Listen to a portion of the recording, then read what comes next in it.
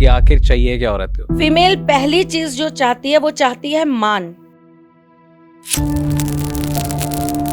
एक dark side of female जो बहुत वनरेबल है, जो बहुत ज्यादा डिमांडिंग है, जो बहुत ज्यादा टॉक्सिक है, जो बहुत ज्यादा मैनिपुलेटिव है। आप जिस एक डार्क साइड की बात कर रहे हैं ना एक फीमेल की, वो तो बेटा आज से बहुत सालों पहले भी हुआ करती है।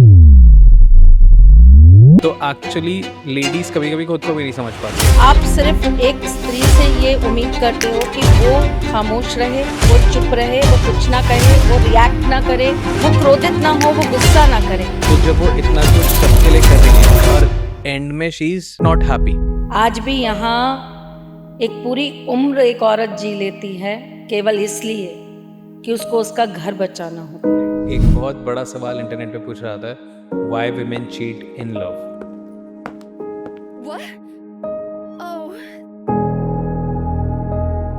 क्या मैं एक अच्छी बहू नहीं हूँ? क्या मैं अच्छी बेटी नहीं हूँ? क्या मैं एक अच्छी बहन नहीं हूँ? क्या मैं एक अच्छी माँ नहीं हूँ? एक माँ अपने बच्चों की छोटी छोटी ख्वाहिशों को पूरा करने के लिए घर से बाहर जाती है, जॉब करती है, अपने बच्चों की फी भरने के लिए या उन्हें नए कपड़ों के लिए वो बहुत मेहनत कर रही होती है, नौकरी कर रही होती है। समाज उसे भी ताना देता है।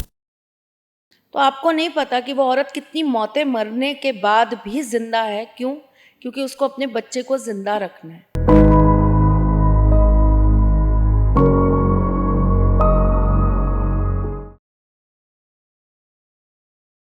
तुम सर पर पल्लू रखो ना रखो, पर अपने अभिमान का ताज जरूर रखना। तुम अपनी आवाज में दर्द रखो ना रखो, तुम उसमें अपनी बुलंदियां रखना। तुम किसी के सामने डरो ना डरो, लेकिन अपने जीवन में खुद की हिम्मत हमेशा रखना। तुम किसी के सामने झुको ना झुको, अपने अभिमान को हमेशा कायम रखना। तुम आगे बढ़ना, तुम आगे बढ़ना। हम तुम्हारे साथ हैं। जय श्री कृष्ण मैम। जय श्री कृष्ण बेटा। कैसे हो आप? मैं बहुत बढ़िया। क्या चल रहा है आजकल? मस्त।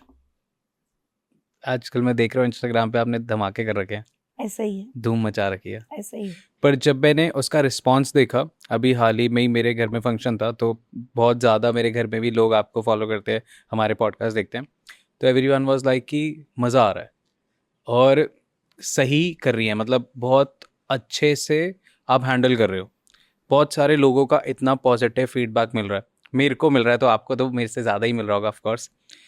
इन सारी चीज़ों में मैंने जो एक चीज़ नोटिस करी ना, कि जब भी मैं फैमिली फंक्शन में जाता हूँ या कहीं पे भी बाहर मंदिर जाता हूँ, कहीं पे भी इंटरेक्शन, जब कहीं मॉल में भी होता है, तो ज़्यादातर लेडीज़ है जो पॉडकास्ट देखती हैं और वो इतना ज़्यादा अटैच है आपसे, इतना ज़्यादा अटैच है आपसे कि मतलब वो पूरे दिन आपको सुन रहे होते हैं, वो पूरे दिन आपको बस ऐसे एडमायर कर रहे होते हैं, आपसे बहुत कुछ सीख रहे होते हैं, और मे बी आपके मेकअप और अटायर और उससे भी इंस्पिरेशन लेते हो, मे बी आपसे नॉलेज से बहुत ज़्यादा लेते हो, but I have seen that कि वो बहुत ज़्यादा अटैच हैं।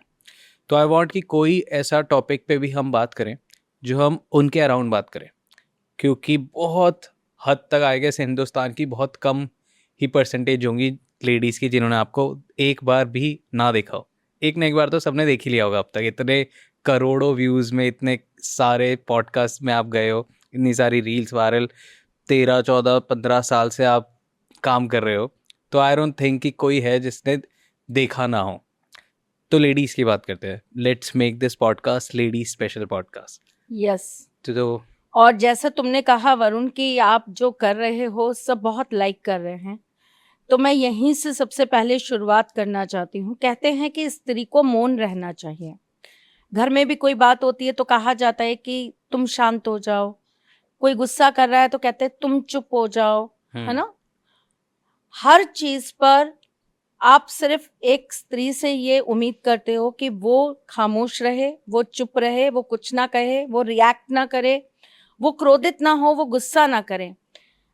पर जब उसी को आप इतना मजबूर कर दो कि वो अपनी उस खामोशी से घुटन और मौत तक पहुंच जाए, तब मुझे लगता है वो जो बोलेगी ना वो लोगों को बर्दाश्त नहीं होगा। इसीलिए कहते हैं कि आप इतना किसी के साथ, और खास करके फीमेल, इतना किसी फीमेल के साथ बुरा मत कर दीजिए कि जब वो बोलने पर आएगी ना तो आप बर्दाश्त नहीं कर पाएंगे। वो तो ऐसे ही रहा।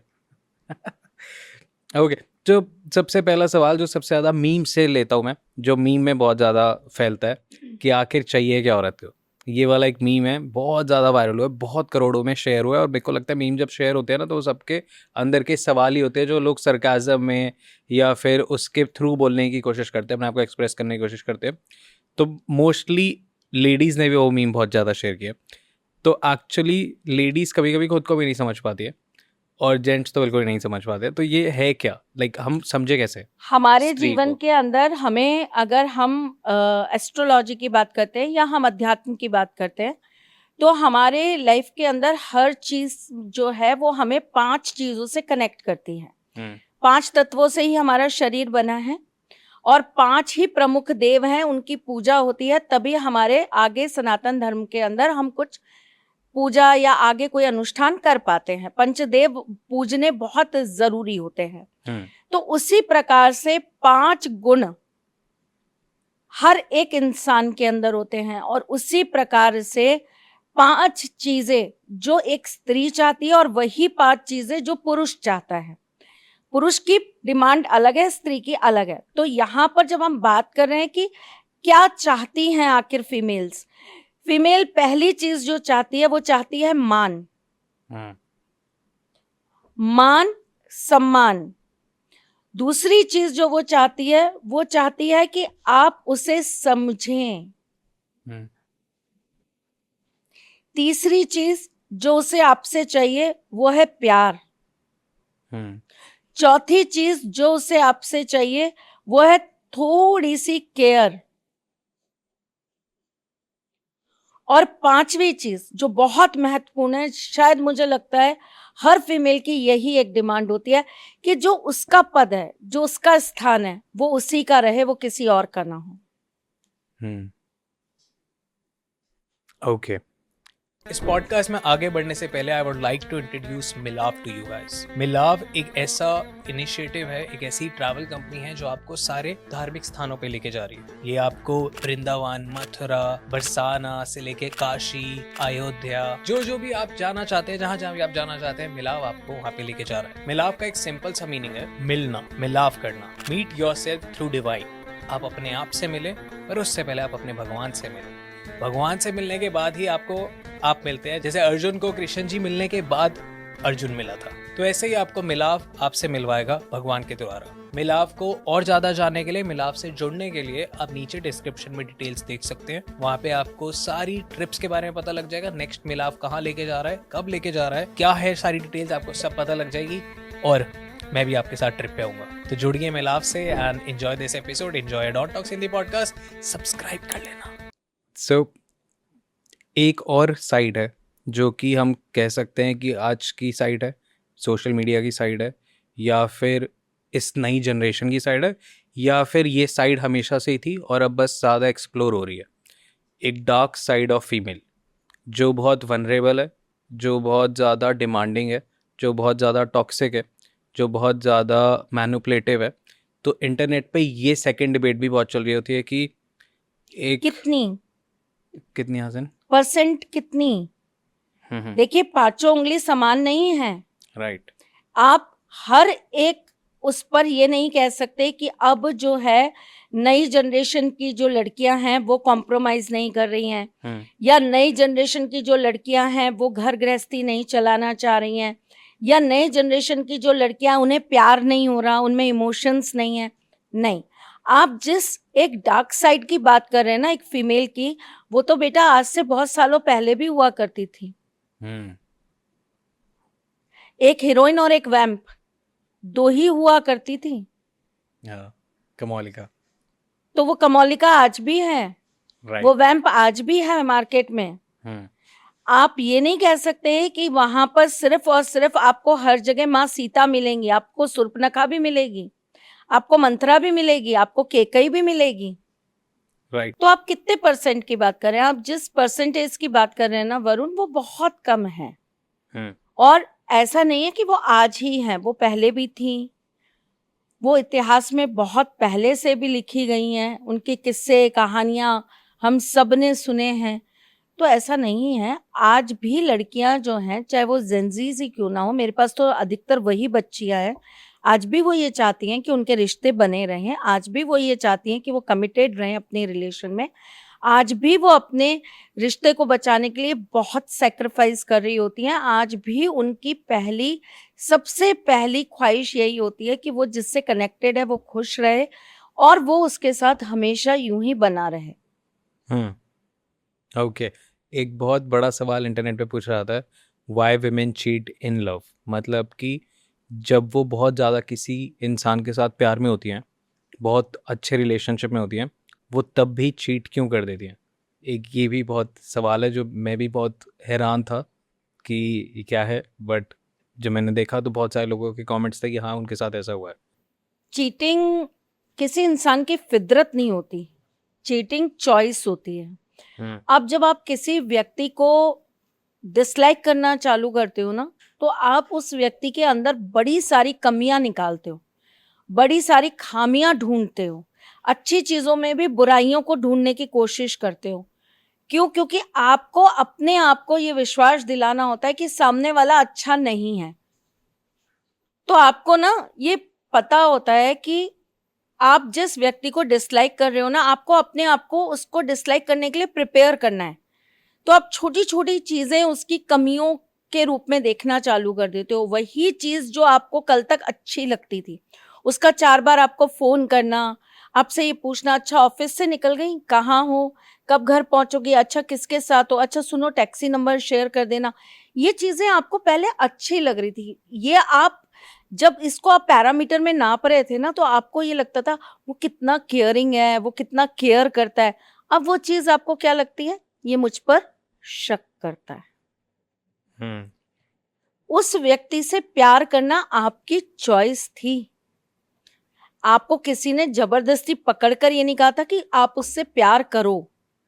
तब आपने उसकी बुराइयों के अंदर भी अच्छाई देखी और उससे प्यार किया। अब जब आपको कोई और पसंद आ गया, अब जब आप किसी और के अंदर अच्छाइयाँ और बुराइयाँ ढूँढ रहे हो, अब जब आपको उस व्यक्ति का कुछ भी की हुई चीज़ को आपके लिए वो एक इरिटेशन लगता है और जो दूसरा कर रहा है वो आपको बड़ी मैच्योरिटी लगती है, समझदारी लगती है।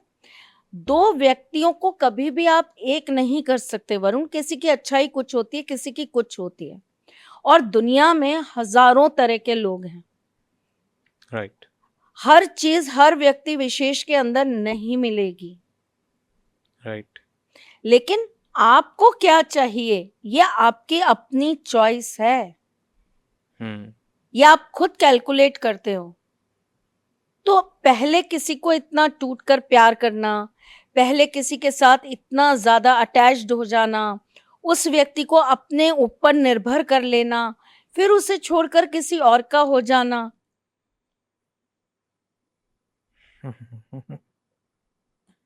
पर फिर भी लोग कर देते हैं। मोहब्बत में बेवफाई कब होती है? अगर मोहब्बत होती है, तो बस मोहब्बत होती है। बेवफाई अगर है, तो ये मान लीजिए साहब कि उस मोहब्बत में मोहब्बत नहीं होती है। ओके। कितने सारे लोग अभी खुश भी हो रहे होंगे, रो भी रहे होंगे। ओके, तो एक और चीज़ मैंने इंटरनेट पे पढ़ी थी। एक तो आजकल इंटरनेट इज़ वेरी मुश्किल ऐसे चीज़ों में, बट उसमें ऐसा लिखा था कि एक फिलोसफिस्ट ने ना बहुत रिसर्च करी होगी और उसने लिखा कि I mastered women but I lost the essence of true love. कि उसने बहुत सारी लेडीज़ पे स्टडी करके, साइकोलॉजी उनकी समझ के, लोगों को डेट करके, सब कुछ करके उसने, उसका ये कहना था कि मैंने लेडीज़ को मास्टर कर लिया, उनके इमोशंस को, उनको केटर करना, उनको प्यार करना, उनको समझना, समझाना, खुश रखना, उसने सब मास्टर कर लिया। पर उसने अपने अंदर से एक एसेंस खो दिया जो कि सच्चे प्यार का एसेंस था। अब ये एक बायस हो सकता है कि, या फिर उसने एक ऐसा पैटर्न नोटिस करा हो जो उसको सब लेडीज़ में कॉमन मिला हो।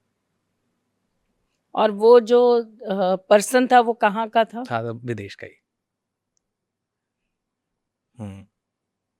फिर बट आई डोंट ऐसे लोगों को कहो ना रिसर्च करने कभी हमारे हिंदुस्तान आओ। हम्म आज भी यहाँ एक पूरी उम्र एक औरत जी लेती है केवल इसलिए कि उसको उसका घर बचाना होता है। तो देखो, एक एक औरत एक पूरी जिंदगी निकाल देती है एक घर को बचाने के लिए। हम्म वो घर 4 दीवारों से बना हुआ नहीं होता, वो घर ईंट पत्थरों से बना नहीं होता, वो घर बना होता है उस घर में रहने वाले लोगों से। कभी अपने बच्चों का सोचती है तो कभी अपने पति का सोचती है, कभी सास ससुर का सोचती है तो कभी अपने माँ बाप का सोचती है, कभी अपने भाई का सोचती है तो कभी अपनी बहन का सोचती है, और कभी कभी वो सिर्फ और सिर्फ समाज का सोचती है। तो आप सोचो, एक फीमेल, एक स्त्री अपनी जिंदगी में अपनी खुशियों को काउंट करने के लिए भी दूसरों के चेहरे की मुस्कान को देखती है। Right, I agree. क्योंकि मैंने घर पे मम्मा को ऐसे ही देखा है बचपन से। बट एक और थॉट मेरे के दिमाग में ये भी आता है कि अगर वो इतना कुछ बाहर बाहर आजन के हैं तो सब उनके अपने ही, पर है तो फिर भी उनके शरीर से दूर, उनके अंदर से बाहर अलग हैं। तो जब वो इतना कुछ सबके लिए कर रही हैं और एंड में she is satisfied but not happy. Satisfied in terms of कि मैं एक अच्छी माँ बन गई, मैं एक अच्छी बहू बन गई, मैं एक अच्छी बहन, ननंद, भाभी, बेटी सब बन गई। बट मैं एक अच्छी जिंदगी जैसा मैं चाहूँ या मैं देखती हूँ बाकी लोग जैसे जी रहे हैं या जो भी वो एस्पायर करेंगी, उनको वो नहीं मिली तो एक डिससैटिस्फैक्शन भी हो सकती है अंदर। तो वो एक्सपेक्ट करती है कि अब मैं अपने बच्चों से जीऊँगी, अब मैं अपने हस्बैंड के थ्रू जीऊँगी या मैं अपने ये करूँगी। बट अगर वो स्टेप उठा लेती है कि नहीं मैं अपने से जीना चाहती हूँ, कि मैं डॉक्टर बनना चाहती थी सपोज, या मैं नर्स ही बन जाती, पर अब मैं वो बन नहीं पाई क्योंकि मैं अपने रिलेशंस को हैंडल कर रही थी और मैंने वो सैक्रिफाइस कर दिया, तो अब वो या तो टॉक्सिक हो जाता है अपने बच्चों के साथ कि तुम करो तुम करो तुम करो, या फिर वो बहुत परेशान हो जाते हैं कि हमारी ज़िंदगी में हम बस यही करते रह गए। तो ये फैक्टर भी मैंने बहुत सारा देखा है लोगों में। देखो, इसके अंदर मैं तुम्हें 2 बातें बताती हूँ। इसके अंदर है ना, हम 2 बातों पे बात कर रहे हैं वरुण। पहली बात ये है कि आप खुद की अगर खुशियां देख रहे हो और आप विद्रोही हो रहे हो। अगर माँ सीता ने स्वयं चुना होता कि मुझे नहीं चाहिए राजपाट, मुझे नहीं रहना इस घर में, मैं वनवास जाना चुन रही हूं, तो क्या समाज ने उन्हें उनके इस फैसले पर मान सम्मान इज्जत दी होती? क्या मां सीता बुद्ध बन सकती थी? या भगवान बुद्ध क्या मां सीता हो सकते थे? समाज एक पुरुष का विद्रोही होना बर्दाश्त करता है, एक स्त्री का विद्रोही होना बर्दाश्त नहीं करता। अगर स्त्री विद्रोही हो जाती है तो सबसे पहले वो अपने चरित्र से गिर जाती है। कोई नहीं सोचता कि वो अपने चरित्र से नहीं, वो अपने स्वाभिमान को बढ़ाने के लिए अपने उस स्तर को छोड़ रही है जिस पर वो अब खड़ी नहीं रह सकती। कितने लोग इस बात को एग्री करते हैं ये बताओ? ऐसा कहा जाता है कि एक औरत, उसको कोई भी बात बोल दो, औरतों के पेट में कोई बात नहीं पचती। हाँ, सीरियसली, ऐसा बोलते हैं। औरतों के पेट में अगर बात नहीं पचती ना साहब, तो सैलाब आ रहे होते, क्योंकि ना जाने वो कितनी बातें, कितना ताना, कितनी लोगों की अपने अंदर चीजें बर्दाश्त कर रही होती हैं। एक औरत ही होती है जो अपना घर बचाने के लिए अनगिनत बातों को जहर की तरह पी जाती है। या महादेव के 90% गुण एक नारी में है। हाँ, वाओ। वो ना जाने कितना जहर अपने कंठ में रखकर बैठी होती है, अगर वो मुंह खोल दे तो आप सोचो, वंश के वंश, कुल के कुल तबाह हो जाएंगे। इंटरेस्टिंग। सो तो ये कहावत क्यों आई ऐसी कि औरत से बात नहीं बचती पेट में? आप देखिए, कहावतें जो बना रहे हैं वो आप सिर्फ एक पक्ष को देख के बना रहे हैं ना, दूसरे पक्ष की कहावतें आप नहीं बना रहे हैं। नेचुरल बात है कि अगर कोई आज अगर आप मुझसे कोई बात कहेंगे, सपोज आपने मुझसे कहा कि मैम मुझे ये चीज अच्छी नहीं लगी, आपने अगर मेरी टीम के लिए ये बात कही, ठीक है, एक पुरुष होगा तो वो क्या सोचेगा, मुझे अब अपनी टीम को थोड़ा सा अलर्ट करना पड़ेगा, मुझे अपनी टीम के साथ थोड़ा सा और सख्त होना पड़ेगा, ये मेरे लोगों के साथ सही से बिहेव नहीं करते। एक लेडी होगी, वो क्या करेगी, वो उन्हें बैठाएगी, बात करेगी, उनसे ये कहेगी कि बेटा देखो, ये बात मेरी बात में आई है और नज़र में आई है और ये बात अब दोबारा नहीं होनी चाहिए, और ये हुई थी तो क्यों हुई थी। ये धर्म को सही तरीके से न्याय बनाने का काम जो करती है वो एक स्त्री करती है, एक नारी करती है। पुरुष कब करता है? पुरुष तो ताबड़तोड़ करके चीजों को या तो बनाता है या बिगाड़ देता है।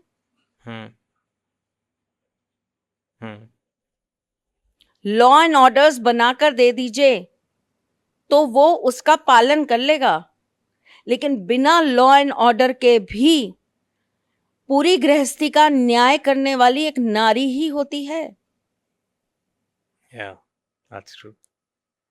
आपको रात को घर से बाहर जाना है और पापा को बिल्कुल पसंद नहीं है कि आपको घर से बाहर जाना है, बच्चा नहीं जाएगा तो उसका मन दुखेगा, उसका पार्टी में जाना बहुत जरूरी है, उसके सारे दोस्त आ रहे हैं, उसका मिलना जरूरी है। पापा तो अड़ियल है, वो जाने ही नहीं देंगे, उनका तो डिसिप्लिन ये कहता है no, no means no, no means no. अब वो एक माँ ही होती है वरुण, जो बीच में ना चीजों को बैलेंस करने का काम कर रही होती है।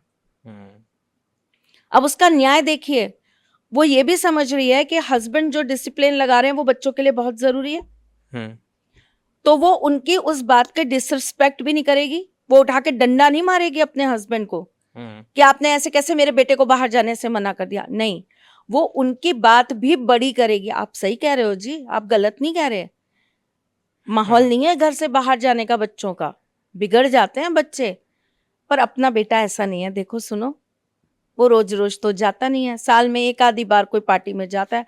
अब बच्चे नहीं जाएंगे तो कैसे दिन दुनिया सीखेंगे? बैलेंस कर रही होती है। अगर उसको ये लगता है नहीं पापा तो किसी हाल में नहीं माने भाई, तो वो अपने बच्चे को समझा रही होती, कोई नहीं बेटा, आज कोई बहाना लगा दे, आज कह दे घर में कोई रिश्तेदार आ गए। Right, 100% right. उसके न्याय के तराजू में दंड नहीं है, न्याय है। तो असली न्याय देने का काम सिर्फ एक अच्छी नारी कर सकती है। राइट। एक और बात बताओ आप, एक आदमी अपनी पसंदीदा औरत को पसंद करता है क्योंकि उसको लगता है कि यार ये बहुत इमोशनल है, और वो इमोशंस को महसूस करना उससे शुरू करता है। जब वो इमोशंस को महसूस करने लग जाता है, जब रिलेशन आगे बढ़ता है, बहुत टाइम निकलता है, उसके बाद वही आदमी उसको प्रैक्टिकल बनाना की शुरू कर देता है, क्योंकि फिर वो हर चीज़ में उसको प्रैक्टिकलिटी समझा रहा होता है। बहुत पजेसिव होता है। हाँ, आदमी बहुत ज़्यादा इनसिक्योर्ड होता है। आदमी की केयर जो होती है ना, वो ऐसी होती है कि वो ये चाहता है कि अब मैं हमेशा इसके पीछे पीछे तो नहीं चल सकता, और मैं हमेशा तो इसके साथ में चीज़ें वैसी नहीं रख सकता जैसे आज रख रहा हूँ। तो वो उसको मजबूत बनाना स्टार्ट कर देता है कि तुम खुद मजबूत बन जाओ, तुम्हें मेरी ज़रूरत जब पड़े तब पड़े, लेकिन तुम खुद मजबूत रहो। तो मुझे लगता है वरुण, एक तरीके से अगर एक हाफ पे देखे तो बात सही भी है, अच्छी भी है, कि आप जब तक संभाल रहे हो ठीक है, संभाल रहे हो, लेकिन आप, एक पुरुष जो है ना वो ताकत है, और एक नारी जो है ना वो उस ताकत को स्टोर करने का एक घड़ा कह लो या एक बर्तन कह लो, आप उस ताकत को स्टोर करने का वो एक घड़ा हो। वाओ। नारी के माध्यम से ही पुरुष हर कार्य कराता है। सिस्टम जो इम्बैलेंस करते हैं वो करते हैं, लेकिन अधिकतर आप देखोगे, अभी भी देखोगे कि हर घर के अंदर एक बैलेंस चल रहा होता है। ये काम तुम्हारा, ये काम तुम्हारा, ये चीज तुम संभालो, ये चीज तुम संभालो, और इन्हीं चीजों को संभालते संभालते हम एक अच्छा खासा अपना कुल बना लेते हैं, एक समाज का निर्माण कर लेते हैं। क्या समाज एक पुरुष और एक स्त्री से बन जाता है? क्या एक परिवार मिलके एक समाज, एक देश, एक राज्य का निर्माण कर देता है? नहीं। बहुत सारे लोगों का इसके अंदर बैलेंस होता है। राइट। तो हर पुरुष ये चाहता है कि ठीक है, जब तक मैं संभाल रहा हूं मैं संभाल रहा हूं, लेकिन अगर मैं कभी नहीं हूं, आगे पीछे हूं, तो तुम्हें वो चीज बैलेंस करनी आनी चाहिए, तुम्हें उस चीज से खुद लड़ना आना चाहिए। तो मुझे लगता है ये चीज तो सबसे बेहतरीन है। और जो पुरुष ये सोचकर अपने घर की नारियों को ये शक्ति देते हैं या ये डायरेक्शन देते हैं, इससे बेहतर कुछ नहीं हो सकता। क्योंकि एक कितनी भी आप कोशिश कर लीजिए, आप अगर, मैंने कहा ना, आप अगर नारी को जब तक सौम्य रखेंगे तब तक बहुत अच्छी बात है, लेकिन अगर वो सौम्य नहीं रही तो माँ पार्वती जब काली बनती हैं तो फिर उन्हें संभालने के लिए शिव जी को उनके पैरों के नीचे लेटना पड़ता है। राइट। शक्ति को संभालने के लिए भगवान शिव को हर बार उनके चरणों के नीचे जाना ही पड़ा है। प्रकृति हमें बहुत कुछ सिखाती है वरुण, हमें प्रकृति से सीखना चाहिए। राइट। ऐसा क्यों होता है कि बहुत सारी लेडीज बहुत पैशनेट, बहुत रिस्पॉन्सिबल, बहुत ऐसे काम कर रहे हैं, सब कुछ बहुत बहुत मेच्योर, सब ऐसे रहता है, बट जैसे ही उनको अपना पसंदीदा मर्द मिल जाता है, जैसे उनको वो बॉयफ्रेंड या हस्बैंड मिल जाता है, उसके सामने जाके वो एकदम बेबी, वो एकदम बच्ची बन जाती हैं। नहीं, हर लड़की, हर नारी, मुझे लगता है उसके अंदर एक छोटी बच्ची छुपी होती है। हाँ। उसके अंदर एक मासूम बच्चा हमेशा जीवित रहता है, कभी नहीं मरता। लेकिन वो, चूंकि मैंने आपको कहा ना, वो बैलेंस बहुत अच्छा करना जानती है, या ये कह लीजिए वो न्याय बहुत अच्छा करना जानती है। तो उसके साथ ये होता है कि अब मेरे पापा को ये डर ना रहे कि मेरी बिटिया कुछ कर नहीं पा रही, तो वो बहुत जल्दी वो जिम्मेदारी ले लेती है अपने पापा के सामने कि अब पापा को ये ना लगे कि मेरी बेटी कुछ नहीं, पापा देखो मैं ये कर सकती हूँ, देखो पापा मुझे ये करना आता है, नहीं पापा आप घबराओ मत, मैं इस चीज के लिए एलिजिबल हूँ।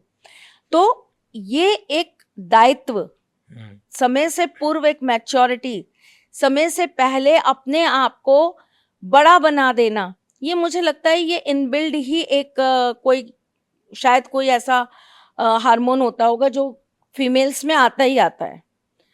पर इसका मतलब ये नहीं है कि उसके अंदर दबा हुआ एक मासूम सा, चंचल सा बच्चा नहीं है, वो होता है। और जब वो अपने पसंदीदा मर्द के साथ होती है, जब वो अपने उस मेल के साथ होती है जिसके साथ वो अपने आप को प्रोटेक्टेड फील करती है, उसे लगता है कि ये मेरे को समझ रहा है, ये मेरी केयर कर रहा है, तब वो अपने ओरिजिनल रूप में आ जाती है। तब उसको वही चाहिए जो उसके अंदर छुपा है। राइट। तब उसे दिखावा नहीं चाहिए, तब उसे ये नहीं चाहिए कि वो आपको दिखाए कि मैं बहुत स्ट्रांग हूं। नहीं, मैं रो सकती हूँ आपके सामने, मुझे कंधा चाहिए रोने के लिए। मैं जब रोऊं तो मुझे चाहिए कि कोई बैठ के मुझे वहां पर टिश्यूज ऐसे देता रहे और मैं रोती रहूं। राइट। मैं रो रही हूं तो उस समय कोई मुझे सुनने वाला चाहिए। तो ये एक्सपेक्टेशन जो है ना, ये फीमेल की बहुत लिमिटेड लोगों के साथ होती है, हर किसी के साथ नहीं होती। हर जगह तो वो अपने आंसुओं को कहीं ना कहीं छुपा रही होती है। न जाने तकिए ने कितने समेटे मेरे दर्द भरे आंसू, हर सुबह मैंने खुद को एक चट्टान की तरह दिखाया है। या तो एक, आई वांट टू नो कि बहुत सारी फीमेल्स ये पॉडकास्ट देख रही हैं और बहुत मेहनत कर रही होंगी, हर चीज़ में लगे हुए होंगे, बट कहीं ना कहीं पे एक ब्रेकडाउन ज़रूर आता है। और वहाँ पे आके खुद के ही सेल्फ डाउट स्टार्ट हो जाते हैं कि क्या मैं एक अच्छी बहू नहीं हूँ, क्या मैं अच्छी बेटी नहीं हूँ, क्या मैं एक अच्छी बहन नहीं हूँ, क्या मैं अच्छी गर्लफ्रेंड नहीं हूँ, या क्या मैं एक अच्छी माँ नहीं हूँ। तो आई वांट कि पहली चीज़ तो ये कभी किसी के साथ होए ना, बट अगर होए और जिसके भी मन में ये सवाल आए कि क्या मैं अच्छी बेटी हूँ, क्या मैं अच्छी माँ हूँ, क्या मैं अच्छी बहन हूँ और सारा, तो वो आप जो भी बताएंगे वो वापस से सुन पाए, और वापस से जब भी ये सवाल कभी आए तो वापस इस पॉडकास्ट पे और आपको सुने। तो I go on with one by one, आप बताना। तो क्या मैं एक अच्छी माँ हूँ? अगर ये सवाल किसी के अंदर आता है तो उनको क्या बोलोगे आप? आप ना किसी के अच्छे होने पर कभी भी उसको पुरस्कार नहीं दे सकते। इतिहास गवाह है कि जिन्हें हमने अच्छा माना, वो अच्छे थे, ये कह पाना बड़ा मुश्किल है। हम्म। क्योंकि आप उनका एक पक्ष देख रहे हो और उस पक्ष में आप ये देख रहे हो कि वो अच्छा था या नहीं था। हम्म। सपोज करिए कि कोई बहुत अच्छा हीरो है, बहुत अच्छा एक्टर है, लेकिन जब आप उसकी पर्सनल लाइफ देखोगे तो आपको पता चलेगा कि वो अंदर से बहुत ज़्यादा कमज़ोर, डिप्रेस्ड, नेगेटिव, हम्म। हर समय झगड़ने वाला, गाली गलौज करने वाला, उसका इस तरह का बिहेवियर और नेचर रहा। हम्म। तो आप वहां पर अच्छाई की परिभाषा किस चीज पर लिख रहे हो? सबसे पहली बात ये है, एक माँ जो अपने बच्चों की छोटी छोटी ख्वाहिशों को पूरा करने के लिए घर से बाहर जाती है, जॉब करती है, वो अपने बच्चों की फी भरने के लिए या उन्हें नए कपड़ों के लिए या उनको कहीं बाहर भेजने के लिए, हॉस्टल लाइफ में रखने के लिए वो बहुत मेहनत कर रही होती है, नौकरी कर रही होती है। समाज उसे भी ताना देता है, तू अपने बच्चे पे ध्यान ही नहीं देती, हम्म। राइट। तू सारे दिन तो नौकरी करती है, तू अपने बच्चे को कितना ही समय देती है। 100%। एक परिवार का माहौल है जहां पर एक पति जो है वो दारू पीता है, हम्म। और वो इतनी दारू पीता है, इतनी दारू पीता है कि रोज आकर लड़ाई करता है अपने घर में, बीवी के साथ मारा पीटी करता है। हम्म। रोज रात को उस घर में लड़ाई झगड़े, मारा पीटी चल रही होती है। हम्म। अब ऐसे में जो बच्चे होते हैं वो सहम जाते हैं हम्म। या अंदर ही अंदर गुस्सा पालने लगते हैं, तो उनका एक साइकोलॉजिकल जो लेवल होता है वो गड़बड़ाने लगता है। राइट। उनके इमोशंस जो होते हैं वो गड़बड़ाने लगते हैं, इम्बैलेंस होने लगते हैं। तब लोग ये कहते हैं तू एक अच्छी माँ नहीं बन पाई, देख तेरे बच्चे की हालत कैसी है, हम्म। देख वो कैसा है।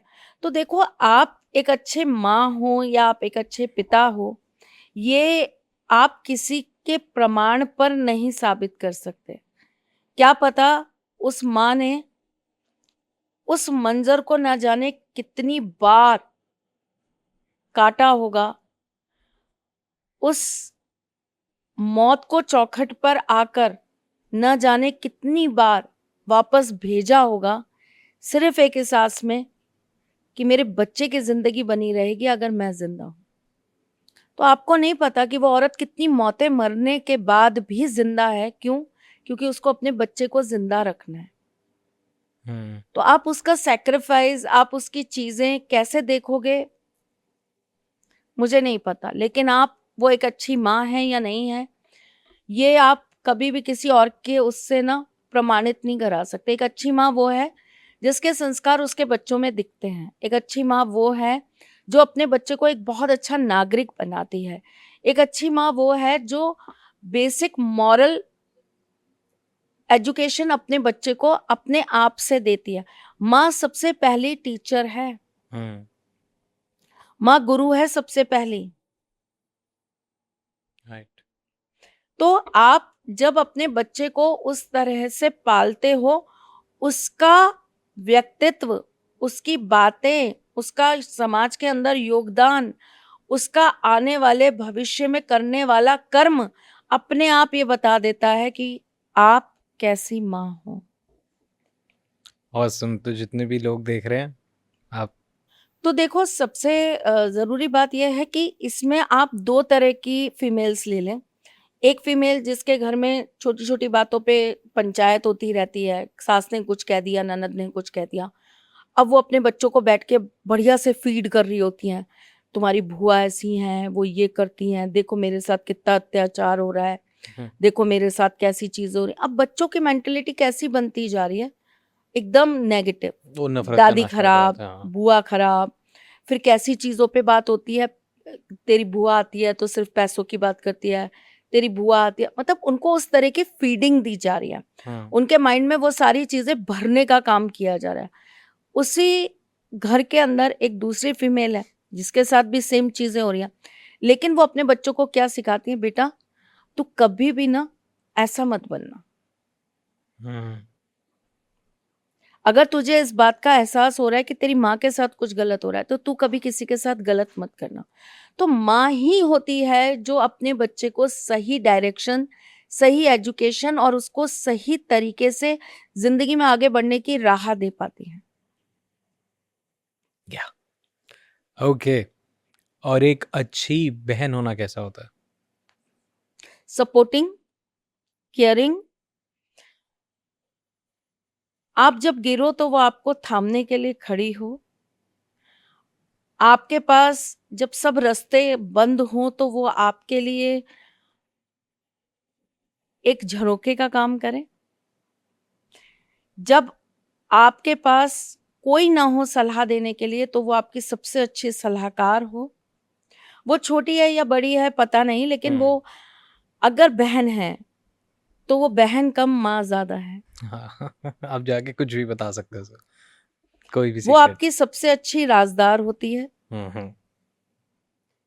वो आपकी छोटी छोटी गलतियों को छुपाने वाली होती है। वो आपकी पसंद नापसंद देखने वाली होती है। और मैं अगर एक बहन के दिल से ये बात कहूँ तो मुझे ये लगता है कि एक बहन वो होती है जो अपने भाई को कभी दुखी नहीं देख सकती। पता नहीं वो बहनें कैसी होती हैं जो अपने भाइयों के घर तबाह कर देती हैं।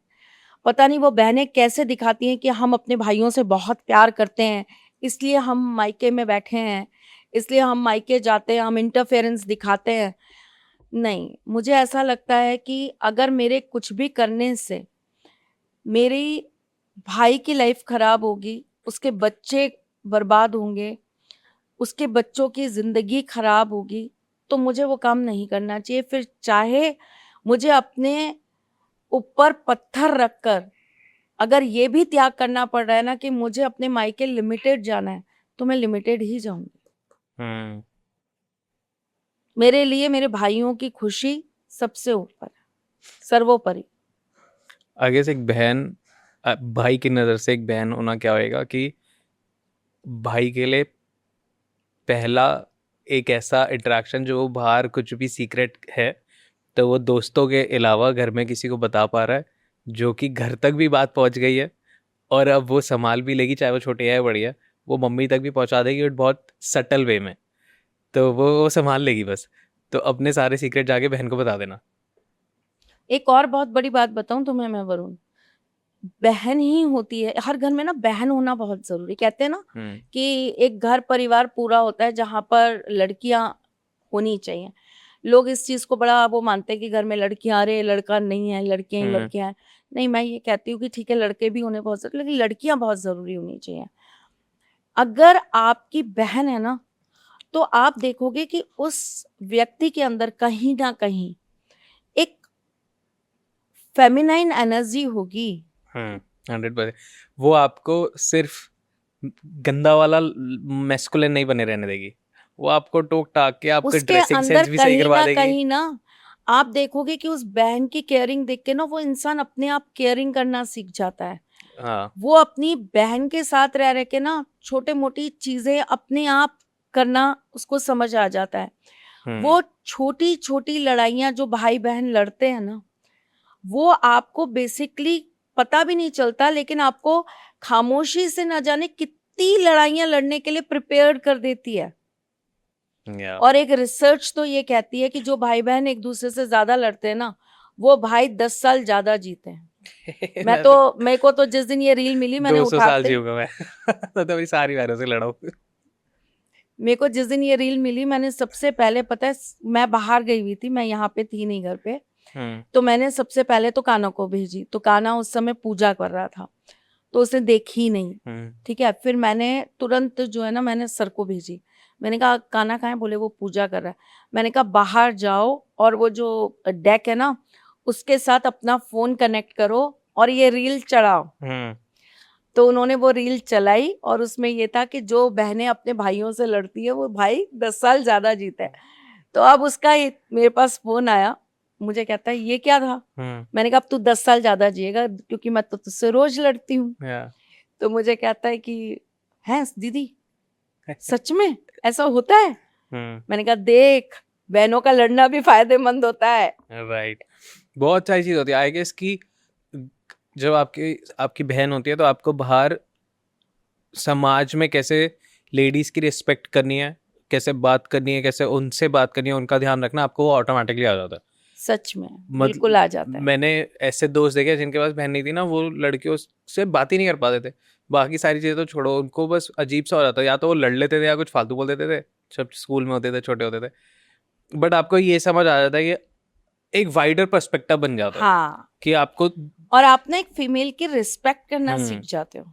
आपको समझ आता है कि कब किसकी कौन कितना नाजुक है, तो आप उस हिसाब से भी ट्रीट करते हो, आप उस चीज सारी समझ पाते हो, आप पूरा केटर कर पाते हो। तो वो बहन होना भी बहुत जरूरी है। बहुत जरूरी है। और आपके जितने भी रिलेशन होते हैं बहनों के साथ, वो भी बहुत अच्छे से मेंटेन करना जरूरी है, क्योंकि वो एक हीलिंग है। मेरे को याद है जब मम्मी मेरे को मार देती थी, या मैं बहुत पिटता था, या पापा ने मेरे को डांट दिया या कुछ ऐसा हो गया, तो अब मैं डांट खा के बैठा हूँ, चाहे गलती मेरी है, 100% मेरी होगी तभी उन्होंने किया, बट मेरे को सबसे पहला जो आएगा केटर करने वो बहन ही होगी। तो अब पूरे घर में जो इतना नेगेटिव माहौल हो गया है मेरे लिए, उसमें एक घर में जो सपोर्ट है ना, जो एक लाठी हो सकती है बुढ़े की, वो एक बहन ही हो जाती है। हाँ, तो वो आके सच में। संभालती थी। अब जैसे मम्मी से कुछ ऐसा हो गया कि मेरे को खाना नहीं मिल रहा, या मैंने कह दिया गुस्से में कि नहीं खाना, मेरे को खाना घर में, या ये हुआ है, अब भूखा तो मैं हूँ, अब एक वो जरिया भी है कि खाना मिल भी जाएगा, क्योंकि पता बहन है, तो वो चुपके से लाके बना के दे देगी, या चुपके से लाएगी, चाहे मैगी ही दे दे। हाँ। अपनी कैपेसिटी से वो मैगी बना दे, और आपको बहुत बड़ी बैटल फील्ड के लिए भी तैयार करेगी अगर आपकी बहन है, क्योंकि आपकी सारी शैतानियां और सीक्रेट्स जाके मम्मी को भी वही बताएगी कि देखो, जब उसको लगेगा कि ये ज़्यादा कर रहा है और ये ज़्यादा इसी पे गलत ना पड़ जाए, तो ये घर वालों को पता होना जरूरी है, तो जाके वो मम्मी को बता भी देगी कि ये इसके फ़ोन का पासवर्ड है, खोल के ना एक बार चैट्स पढ़ लो, आपको समझ आ जाएगा। तो फंसाती भी है, बट ये ज़िंदगी के लिए रेडी करा रही होती है। मुझे लगता है कि बहुत ज़रूरी है, बहनें लाइफ में बहुत ज़रूरी होती हैं, और बड़ी खुश नसीब होते हैं वो लोग जिन्हें बहनें मिलती हैं, बहनों का प्यार मिलता है। और सच बता रही हूँ, मैं बहनों से जो आप अपने मन की पंचायत, मैं तो, जो मेरा बड़ा, मतलब मुझसे जस्ट जो छोटा मेरा भाई है, मैं तो रोजाना तो मेरी उसकी बात नहीं हो पाती, क्योंकि वो भी बड़ा बिजी रहता है, मैं भी। और एक्चुअली क्या है कि टचवुड बहुत अच्छी चीज़ ये है कि मेरी भाभीयों की मुझसे ट्यूनिंग बहुत अच्छी है। तो मेरी रोजाना मेरी भाभीयों से बात होती है, लेकिन भाई से उतनी बात थोड़ी कम हो पाती है। तो मैं उसको 3-4 दिन में फ़ोन करूँगी, फिर मैं उसको कहूँगी, भाई सुन, कुछ काम कर रहा था? बोलेगा नहीं। मैं कहा अच्छा फ्री बैठा है? हाँ, हाँ बता, क्या काम है बता? नहीं, नहीं भाई चल पंचायत करते हैं। तो फिर मैं उससे पूरी गॉसिप्स करूँगी, ये हुआ, पता है ये हुआ, पता है। और कसम से कह रही हूँ, ऐसा रिलैक्स फ़ील होता है ना, हाँ। ये तो है। मेरे बहुत सारे भाई बहन हैं, कजन्स वगैरह का, और हम बचपन से काफ़ी क्लोज रहे, समर वेकेशन में सारे की घर आ जाते थे। तो मेरे को ऐसा लगता है कि भाइयों के साथ ना it's more outing and fun, adventure की। अच्छा, पता नहीं, मुझे तो बहुत स्ट्रेंथ लगती है, मतलब मुझे हाँ लगता है मेरे भाई मेरे इर्द गिर्द हैं, और हाँ, मुझे अब दुनिया में किसी से कोई दिक्कत नहीं है। मेरे भाई मेरे साथ है, मेरे पास मेरी बहुत बड़ी ताकत है। एग्जैक्टली, तो हम लोगों के साथ है जबकि वो। उल्टा है, हम्म। अगर कल, मतलब भाई हैं साथ में ठीक है, लेकिन कुछ होगा तो मैं ही होंगी जो उनको बचा रही होंगी। राखी पर मेरा बड़ा वाला, जो मैं जिसकी बात कर रही हूँ, मुझसे जस्ट छोटा है, वो बड़ौदा रहता है। तो राखी होती है ना, तो मैं उसको, जैसे अगर वो आ गया तो ठीक है, कभी ऐसा हुआ कि वो नहीं आ पाया या कोई हमारा नहीं बात हो पाई, तो वो मुझे फिर मैसेज करेगा, बोलेगा सुन ब्रो। मैं कहा है? हाँ कहेगा मेरी तरफ से राखी बांध लियो। हाँ। तो मतलब वो एक होता है ना कि बड़ी बहन है तो, हम्म, और मैं तो अपने घर में सबसे बड़ी हूँ। तो फिर तो आप माँ ही हो, तो बड़ी बहन तो माँ ही होती है। नहीं, मुझे भी लगता है वरुण कि मेरे को, मतलब मैं सच में, अब कई बार मेरे बच्चे थोड़े से इस बात से जेलस भी हो जाते हैं कि आप ऐसे कैसे कह देती हो, आप हमसे भी ज्यादा प्यार करती हो। तो मैंने कहा बेटा, तुमसे तो पहले ही है वो मेरी जिंदगी में। ये है, पर मैं बचपन में ना मेरे मम्मी के जो मतलब मेरे सबसे छोटे मामा हैं, तो अब मैं मम्मी के साथ 25-26 साल से रहा हूँ, पर फिर भी वो आज भी ना मेरे को उनके नाम से बुला देती हैं, क्योंकि वो सबसे छोटे थे घर में, तो वो उनके लिए उन्होंने उनको बच्चे की तरह पाला है। तो आज भी वो मेरा नाम भूल के ना मेरे को उनके नाम से बुला देती हैं। हाँ। और फिर वो खुद ही ऐसे उनको होता है कि इसको हर्ट ना होए, बट मेरे को समझ आता है अब कि हाँ हर्ट क्या होना है, अच्छा ही लगता है। बट आपकी मैं बात समझ पा रहा हूँ कि वो भी बड़ी बहन रही हैं, अपने छोटे भाई होगी, तो वो वहाँ पे उनको वही होता है मेरा केटर। एक ब्रदर है, वो ऑस्ट्रेलिया रहता है और बहुत छोटा है मुझसे। तो बचपन में ना उसकी आदत थी, वो स्कूल जाता था तो उसको ये होता था कि मेरा टिफिन जो है वो या तो मम्मी पैक करे या मैं हम्म। करूं करके, या उसको शू लेस बंधवानी है तो वो या तो मम्मी को बोलेगा या मुझे बोलेगा, ऐसा। तो बहुत सारी चीजों में ऐसा होता था कि वो मतलब उसका ये डिमांड होती थी कि या तो मम्मी या ये ऐसे कर हम्म। दे करके। तो एक वो होता है ना, आपने गोद में भी खिलाया है, छोटा है, बहुत अटैचमेंट आपका रहा उससे। हम्म। तो हमेशा वो मेरे को मतलब बच्चे की तरह ही मेरा रहा वो। तो जब यशी होने वाली थी तो मैंने अपने सामने जो फोटो लगा रखी थी वो उसके बचपन की लगा रखी थी। हम्म। तो सब मुझे हंसते थे कि क्यों इसकी फोटो क्यों लगा रखी है, किसी और की लगा ले, क्योंकि ऐसे कहते हैं ना कि बच्चे को वही छवि मिलती है जैसे।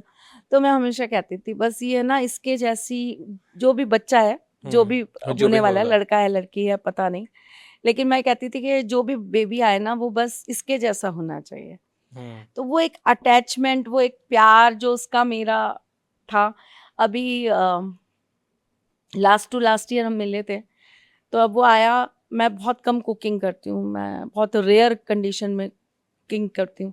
तो मैं गई उस वहाँ गई हुई थी जयपुर, तो वो आया हुआ था तो खाना बन रहा था। मैंने कहा ला मैं बना देती हूँ, उसको पनीर बड़ा पसंद है। तो मैं उसके लिए पालक पनीर बनाई। वो खा के, ये तूने बनाया? मैंने कहा हाँ, बड़ा टेस्टी बनाया है, तो प्लीज इसकी है ना रेसिपी। मैंने कहा ये बिना प्याज लहसुन का है। हाँ।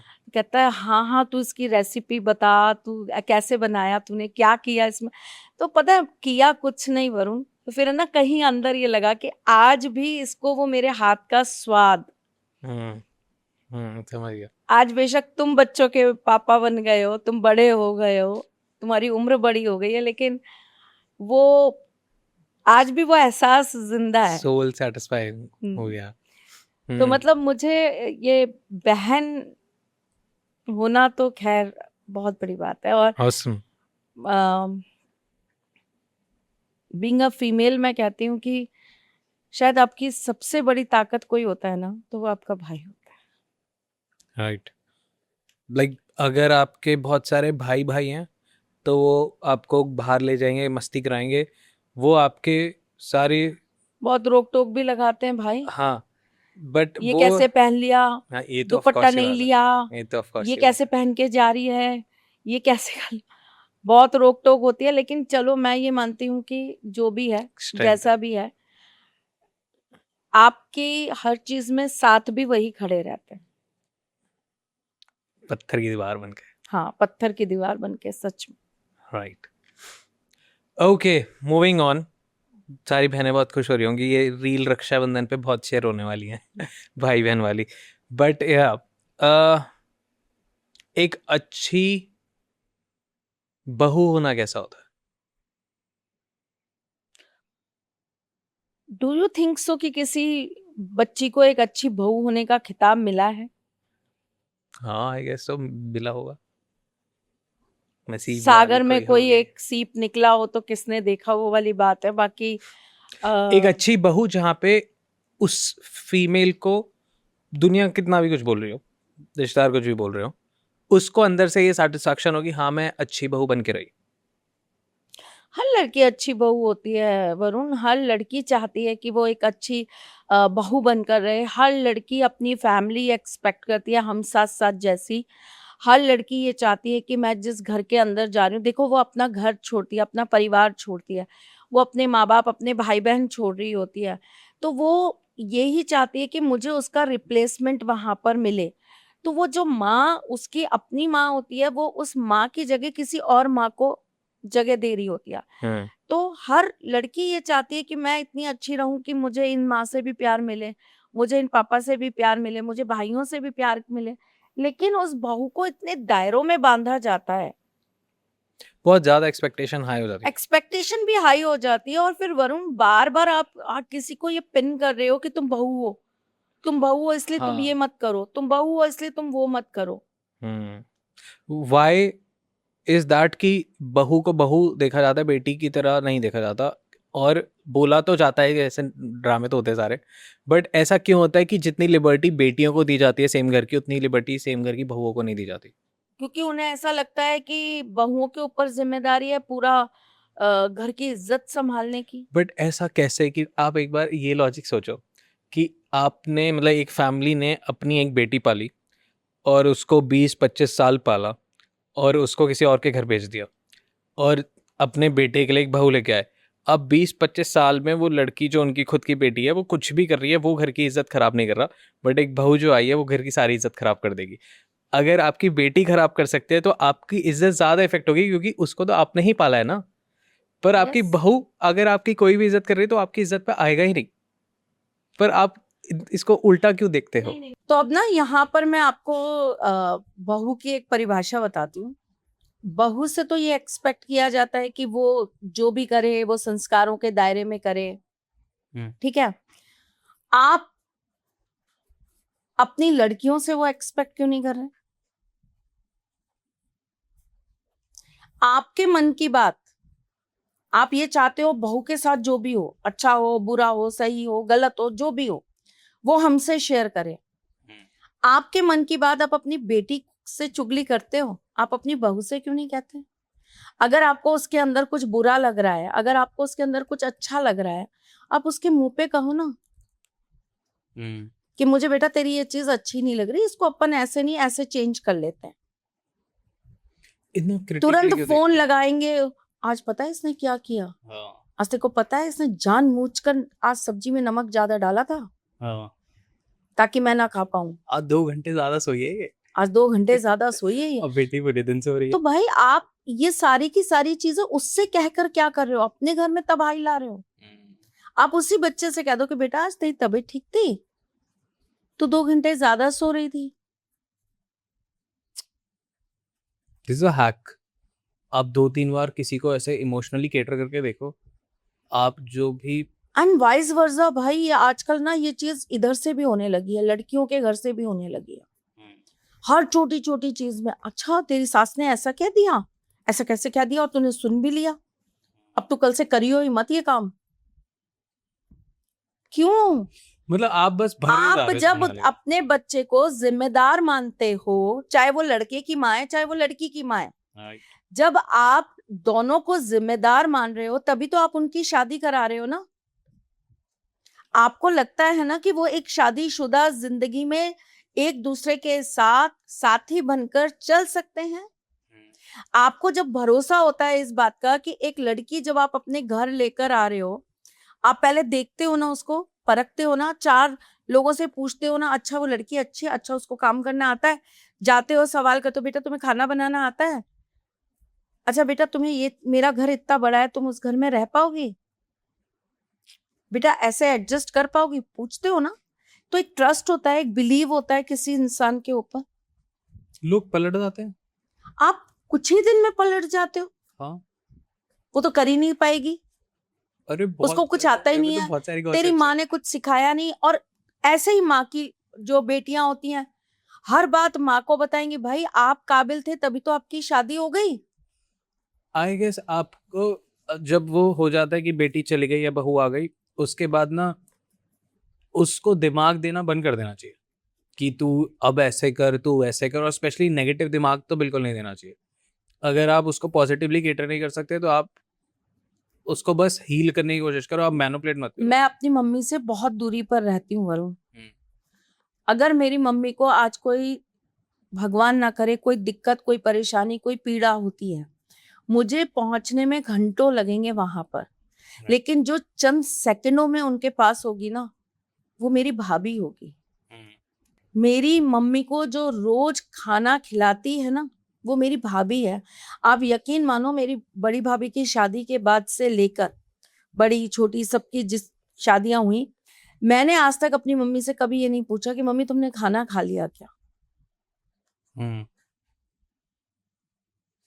क्योंकि अब उस घर में कोई है जो आपसे ये सवाल कर रहा है, जो आपसे ये पूछ रहा है कि मम्मी आपने खाना खा लिया, मम्मी आप खाना खाओगी, मम्मी खाना लगा दूं, मम्मी कुछ और खाने का मन है।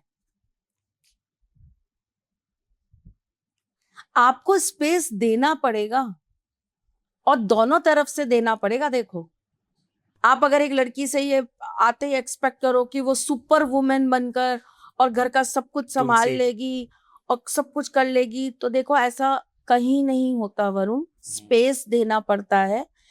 आपको भी समझना चाहिए कि अब आपने अपनी लड़की को ब्याह दिया, अब आपको स्पेस देना पड़ेगा दो लोगों को एक साथ होने के लिए।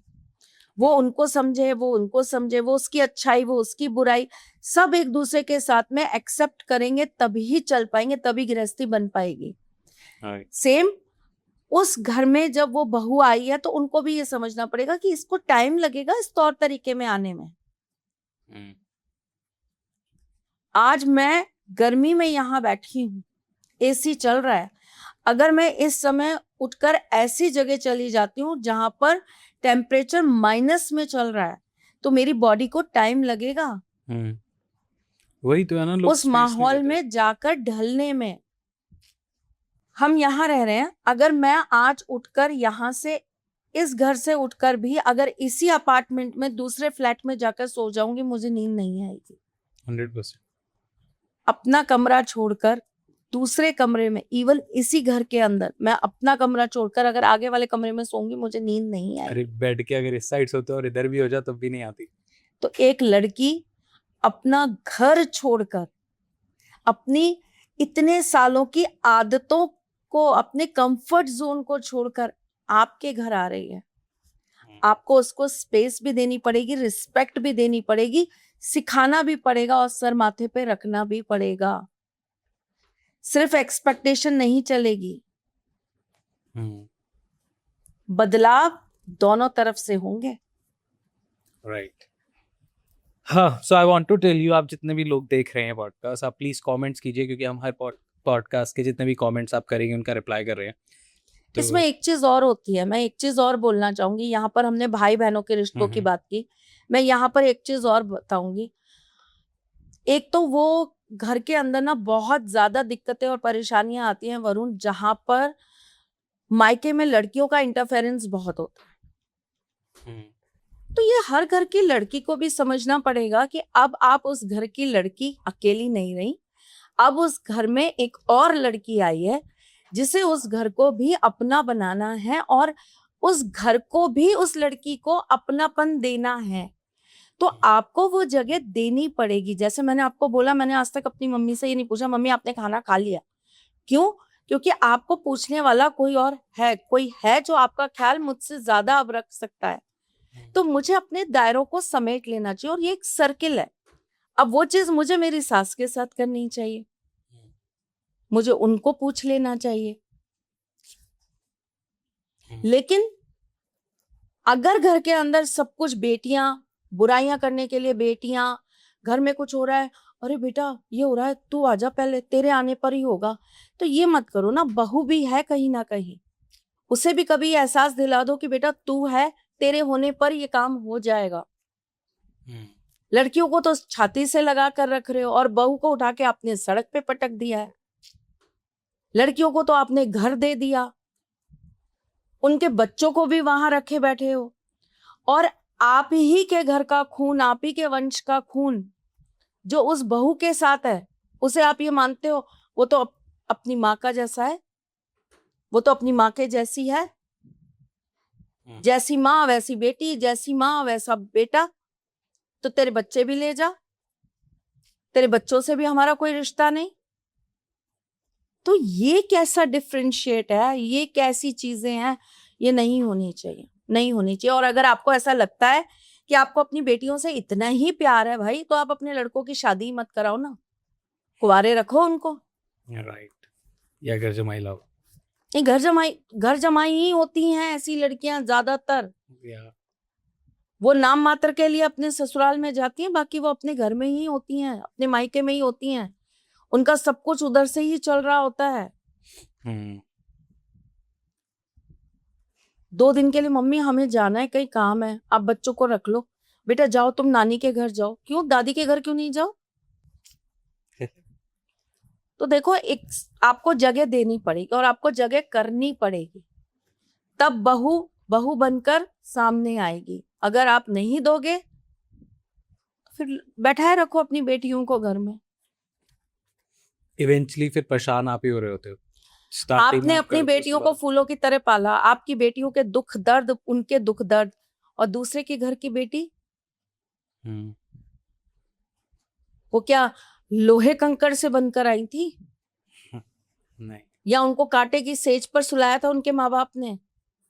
उन्होंने उनको भी फूलों में ही पाला है, वो भी नाजुक ही है। आपकी बेटी के दुख दर्द, अरे ये हमारे साथ रहेगी, देखो ना उनका काम नहीं चल रहा, देखो इसको कितनी परेशानी है, ये अकेले बच्चे कैसे संभालेगी, और बहू कैसे संभालेगी? वो तो योगोजुना है, उसको किसी की जरूरत नहीं है। अगर बहू 4 दिन ज्यादा मायके चली जाए या मायके वाले ज्यादा आ जाए, इसके घर वाले तो यहीं पड़े रहते हैं, ये तो जब देखो तब अपने घर वालों का करती रहती है। सेम इज इट, आपकी बेटी भी तो अपने ही घर में पड़ी है। अब ताने क्यों नहीं आ रहे? अब क्यों नहीं कहा जा रहा कि तू भी अपने मायके का कर रही है, तू भी अपने मायके वालों के साथ रह रही है? बहू के लिए तो बड़े ताने निकलते थे, बेटियों के लिए क्यों नहीं निकल रहे?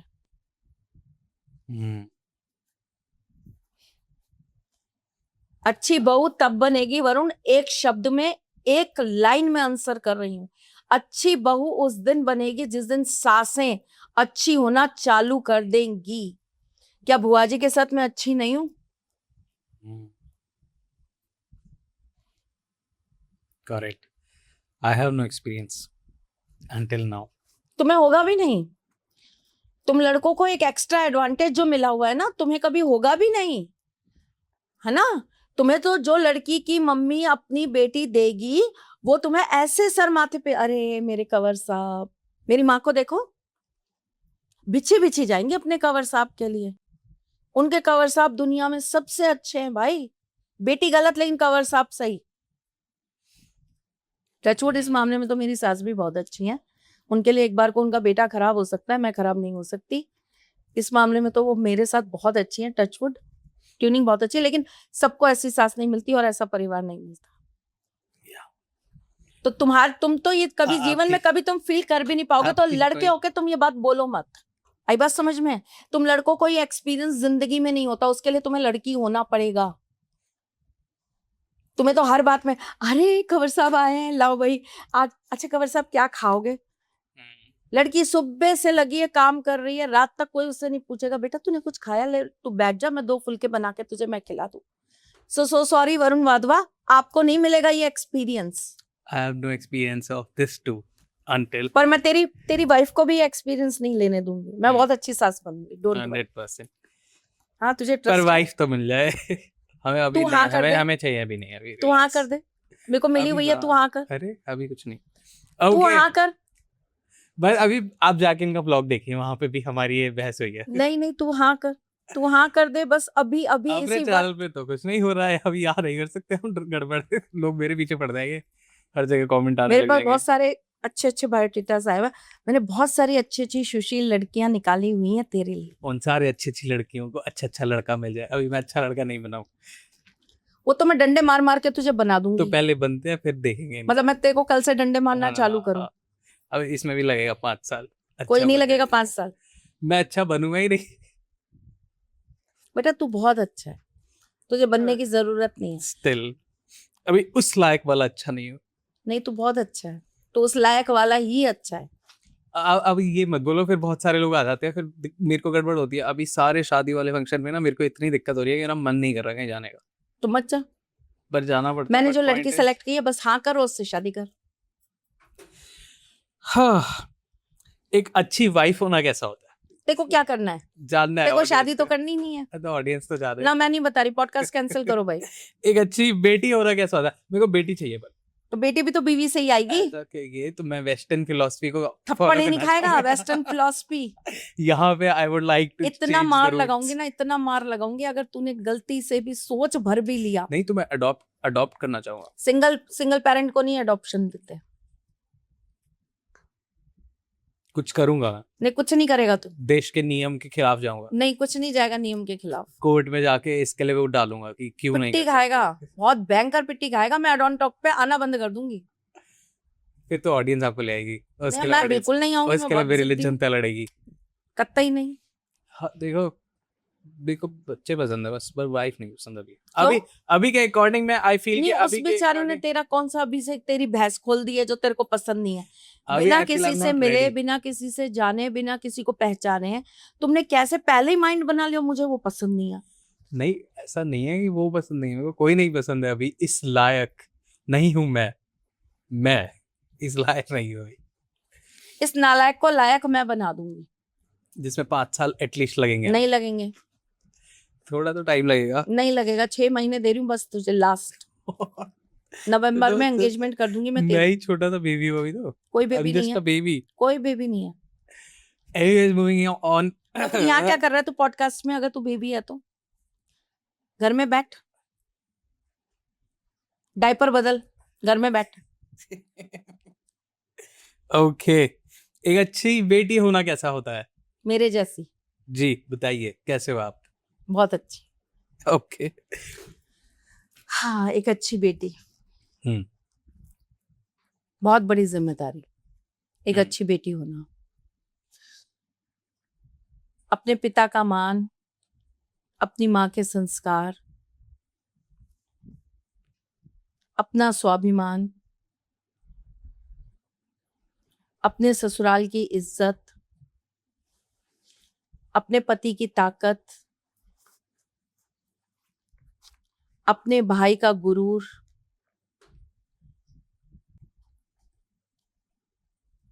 और सबसे बड़ी बात,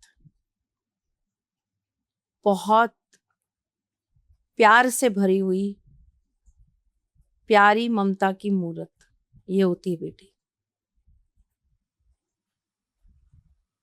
हर पुरुष अपनी बेटी में ना अपनी माँ देखता है। वाह, दैट्स स्वीट।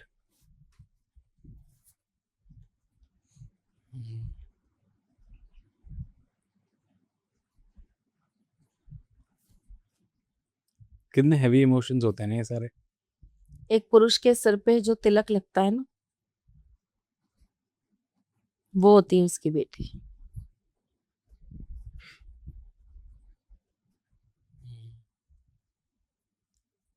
एक डोर से दूसरी डोर को बांधने वाली, दो परिवारों को एक साथ समांतर लेकर चलने वाली, वो होती है बेटी।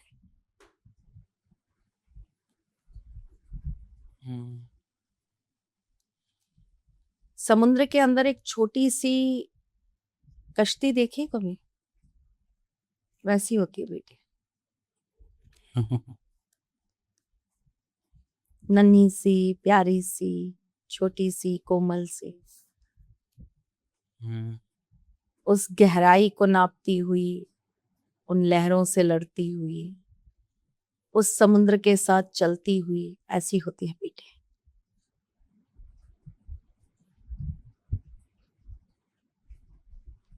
स्वीट। और एक वाइफ? आपकी हमसफर, हमराज, हम कदम, हम दर्द, हम दोस्त, सब कुछ तो होती है। आपका आधा अंग होती है आपकी अर्धांगिनी। जो चीज करने की ताकत एक पुरुष में पूर्णतः नहीं होती, उस चीज को पूर्ण बनाने का काम करती है एक बीवी। हम्म एक पुरुष मान सम्मान प्राप्त करने के लिए प्रयास करता है, दौड़ता है, भागता है, लेकिन उस मान सम्मान को संभाल कर रखने का काम करती है एक बीवी। पुरुष अपनी मेहनत से धन अर्जित करता है, दीवारें खड़ी करता है, लेकिन उसको संवारने का काम करती है एक बीवी। पुरुष मेहनत करके अनाज, सब्जी, मसाले लाकर देता है और उसे एक स्वादिष्ट पकवान बनाने वाली वो होती है बीवी। रंग भर देती है।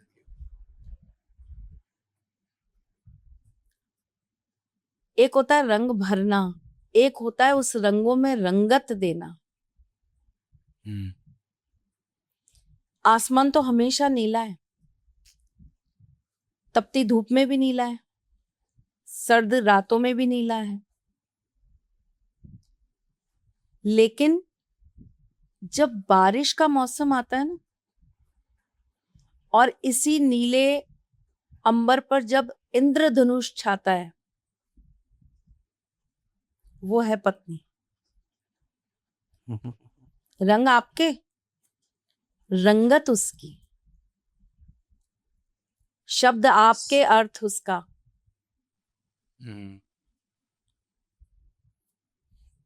कमाई आपकी, सवारती है वो। बसूड़ी आपकी संभाल रही है वो। तू तो पिटे जा। अरे तो सही बात है, मैं तो देखा है रेस्क्यू कर रही होती है। मेहनत आपकी, सवारती है वो। छोटी छोटी गलतियों पर भी साथ निभाती है वो। आप उदास तो आपको मुस्कुराता हुआ बनाती है वो। हर अच्छे हर बुरे दिन को त्योहार बनाती है वो। कम में भी साथ निभाती है, ज्यादा को संजोना जानती है वो। लाकर जब आप घर में बेजान चीजें रख देते हो ना, उसे सजाकर आपकी झोपड़ी को महल बनाना जानती है वो। रिश्ते आपके अपनाती है वो।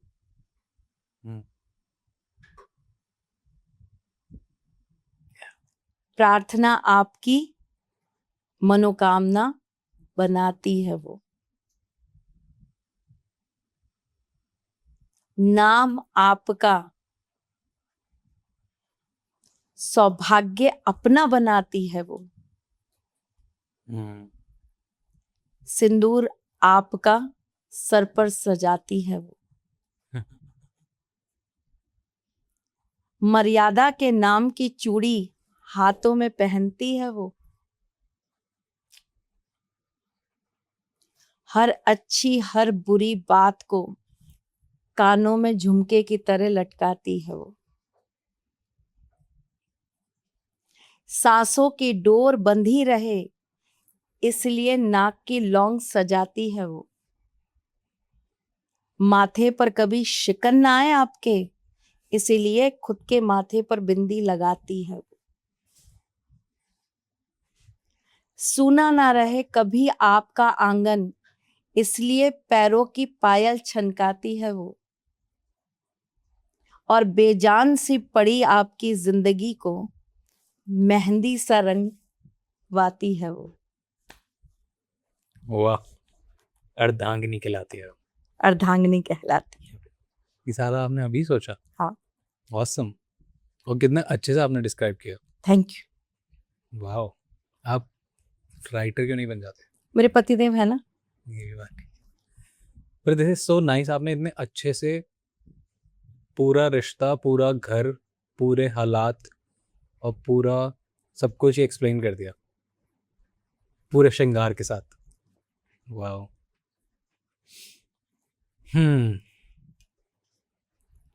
तो अब मेरे को जानना है, तो शादी करेगा? मेरे को ऐसा ही लग रहा था कि मेरे को ऐसे कन्विंस किया जा रहा है।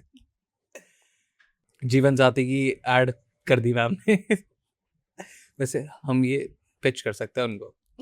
रहेगा कैपिटलिस्ट दिमाग, जो हमने लास्ट पॉडकास्ट में बात की थी। परफेक्ट। सो आई वांट कि अब थोड़ा एस्ट्रोलॉजिकली भी समझे, वरना लोग कहेंगे कि एस्ट्रोलॉजर के पॉडकास्ट में ही एस्ट्रोलॉजी की बात क्यों नहीं कर रहा है। तो एक एस्ट्रोलॉजर कभी भी तब तक अच्छा एस्ट्रोलॉजर नहीं हो सकता जब तक वो जज्बात ना समझे, ऑफ कोर्स, जब तक वो आपके भाव ना समझे। आप भावों को पढ़ेंगे कैसे? कुंडली के अंदर भाव ही तो होते हैं जिसे आप पढ़ने जाते हो। राइट। जो घर होता है उसको हम कहते हैं पहला भाव, दूसरा भाव, तीसरा भाव, चौथा भाव। आपको भाव ही पढ़ना नहीं आता तो आप कैसे पढ़ोगे उसे? आप तो बहुत अच्छा एस्ट्रोलॉजर हो, तो थैंक यू। बताइए। झिंगुर को बताओ। दुनिया ही बता रही है। बट आप ये बताइए कि झिंगुर कैसा है? उसके लिए आप इंस्टाग्राम पे जाके मैम की लाइव अपडेट्स देख सकते हैं हर रात कुछ बजे। छी छी छी छी छी छी छी छी छी रे झिंगुर छी। वो लड़कियां ऐसी कौन सी होती है एस्ट्रोलॉजिकली जो बहुत ज्यादा ही भाग्यशाली होती है? जैसे हमने देखा है शादी के बाद, मैंने बहुत सारे लोगों की लाइफ बिल्कुल अपसाइड डाउन चेंज होती देखी है, जैसे कि भाग्य ही घर आया और लक्ष्मी जी ही घर आई। तो ऐसा कैसे होता है?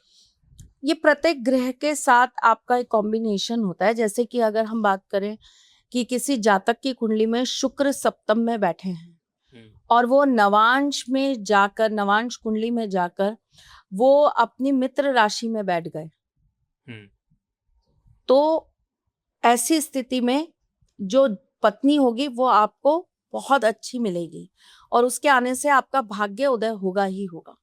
अब देखो, अगर मैं आपको ज्योतिष के सूत्रों के हिसाब से बताऊं तो मेरे पास करीबन अच्छी खासी लिस्ट है जिसमें मैं आपको ये बता सकती हूँ कि आपको पत्नी कैसी मिलेगी। ये पुरुष कुंडली के हिसाब से बता रही हूँ, आपको पत्नी कैसी प्राप्त होगी। सूर्य अगर आपके सप्तम में बैठे हैं और नवांश में वो जाकर अपनी शत्रु राशि में बैठ जाते हैं नवांश कुंडली में, तो आपका और आपकी पत्नी का हमेशा मतभेद बना रहेगा। कहीं ना कहीं आपकी पत्नी के कारण आपके जीवन में बहुत ज्यादा दिक्कतें या परेशानियां आएंगी। लेकिन देखिए, इसमें बहुत सारे टर्म्स एंड कंडीशंस होते हैं, है ना। इसी प्रकार अगर हम बात करें कि चंद्रमा अगर सप्तम राशि में, सप्तम घर में बैठे हैं और नवांश में जाकर वही चंद्रमा अपनी मित्र राशि में या अपनी उच्च राशि में बैठ जाते हैं, तो आपको पत्नी सहयोगी मिलती है, सहयोग करने वाली मिलती है। आपकी पत्नी हमेशा आपका साथ निभाने वाली मिलती है। शुक्र अगर कुंडली में सप्तम घर में बैठे हुए हैं और आपका नवांश कुंडली में शुक्र जाकर मित्र राशि का बैठ जाता है, तो आपको कैसी पत्नी मिलेगी? आपके साथ हर कदम में साथ देने वाली मिलेगी। लेकिन ज्योतिष में टर्म्स एंड कंडीशंस बहुत सारी अप्लाई होती हैं, ठीक है ना। हम सिर्फ आपको एक छोटा सा उदाहरण बता रहे हैं। अब यहीं अगर हम इसको बहुत टेक्निकल ना करके हम बहुत सिंपल लैंग्वेज में आपको बताएं, अगर किसी लड़की की कुंडली के अंदर ये जो हार्ट लाइन होती है, इसके नीचे यहाँ पर Z का निशान बना है, तो ऐसी लड़की अपने पति के लिए बड़ी भाग्यशाली है। ओके। उसकी वजह से ही उसके पति की किस्मत या उसका भाग्य हमेशा उदित रहेगा। करेक्ट। अगर किसी कन्या के हाथ मुलायम हैं, छोटे हैं, उंगलियां पतली हैं और जो उंगलियां हैं वो आपकी बराबर है, बराबर इन द सेंस कि आपकी जो बीच वाली उंगली है वो लंबी है, इसके बगल वाली है वो उससे थोड़ी सी छोटी है, फिर उससे छोटी आपकी सबसे छोटी वाली उंगली है, तो ऐसी स्थिति में जो पत्नी होती है उसके कर्म से पति का भाग्य बदल जाता है। जिस कन्या के हाथों के बीच में तिल होता है,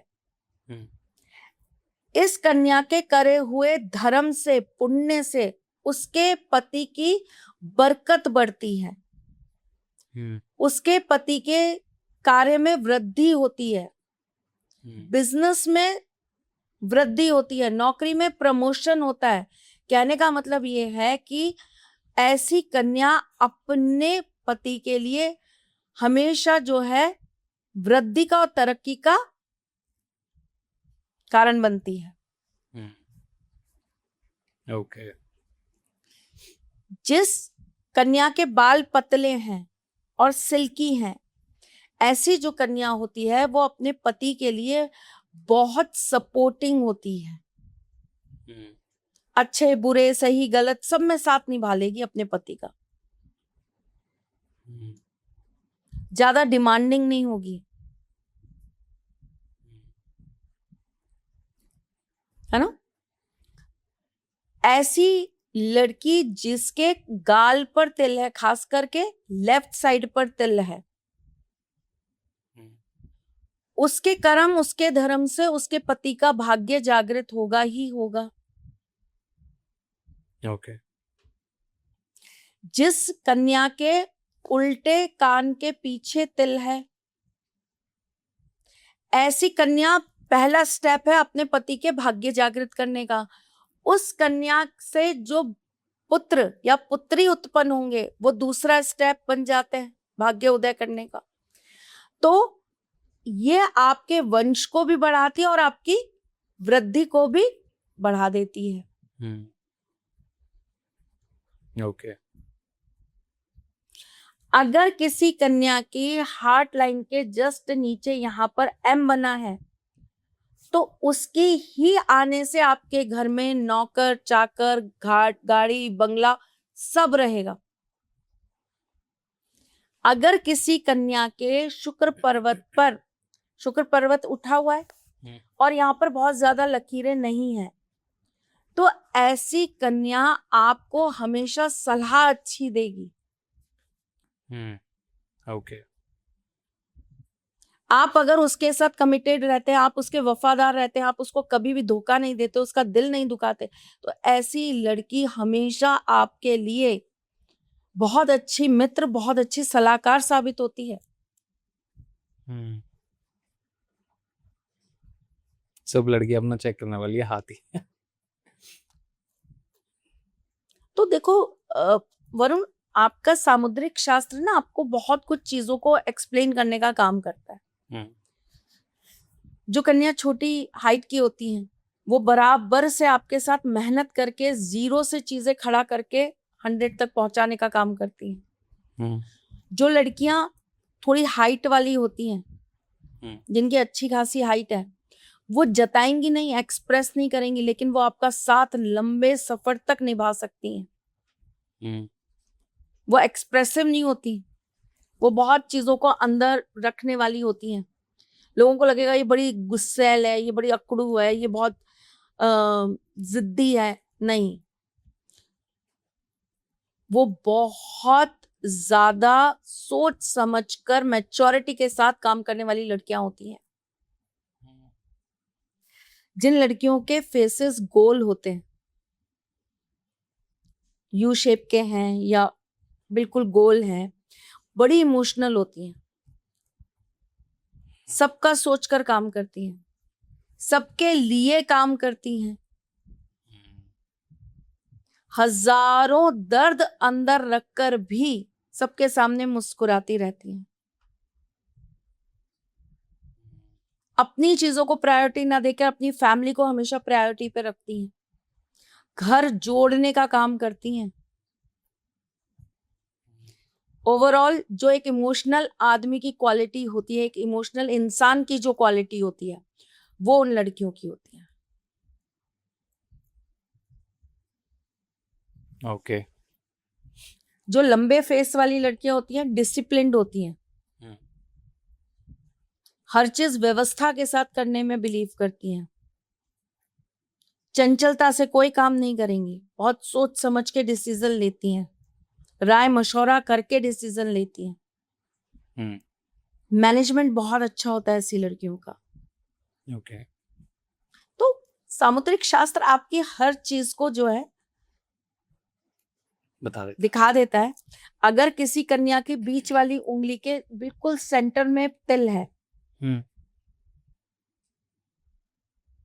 तो इसकी अपनी ख्वाहिशें बहुत है, बहुत कुछ चाहिए, डिमांड्स हैं, लेकिन ये वक्त परिस्थिति के हिसाब से अपने आप को समझा लेती है। अगर नहीं है ना तो ये आपसे जिद नहीं करेगी, ठीक है, जो है उसमें हम जी लेंगे, चलो बना लेंगे, प्रयास करेंगे कि बन जाए। और मेरे हाथ देख के पता लग सकता है कैसी लड़की मिलेगी? बहुत अच्छी लड़की मिलेगी। क्या कहता है शास्त्री? ये बैठा है शास्त्री सामने, बता रहा है क्या कह रहा है शास्त्र। नहीं, हाथ नहीं, सब पता है मुझे क्या है, तो हाँ कर बस। नहीं, मैं इसलिए पूछ रहा हूँ कि बहुत सारी लेडीज अपने भाई के लिए, अपने बहुत सारी मम्मियाँ अपने बेटे के लिए जब ढूंढेंगी तो उसका भी हाथ देख लेना कि कैसी लड़की ढूंढने, उनके लिए भी ईजी हो जाए इसलिए। गाय के पवित्र दूध जैसी होती है कन्या, आप उसमें खटास मिलाओगे तो वो दही बन जाएगी, आप उसकी मलाई को स्टोर करते जाओगे ना तो वो घी बन जाएगी, और आप उसे दिन रात ताने भी मारोगे, आप उसे कड़वे वचन भी कहोगे, आप उसे बार बार मरने जैसी भी स्थिति में लाकर खड़ा कर दोगे ना, तो जैसे दूध को हम फाड़ देते हैं ना, आप अगर उसको अंतर मन से फाड़ कर खत्म भी कर दोगे ना, तब भी वो पनीर बनकर आपके काम आएगी।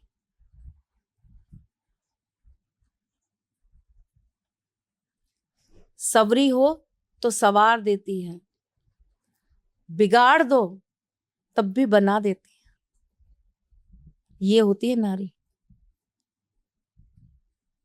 जय नारी। आई गेस कि हर एक आदमी को बोलना चाहिए और मानना भी चाहिए। तुम पहले मानो। मैं तो दिल से मानता हूँ। Charity begins from home. मैं बहुत दिल से, तहे दिल से बोलता हूँ जय नारी।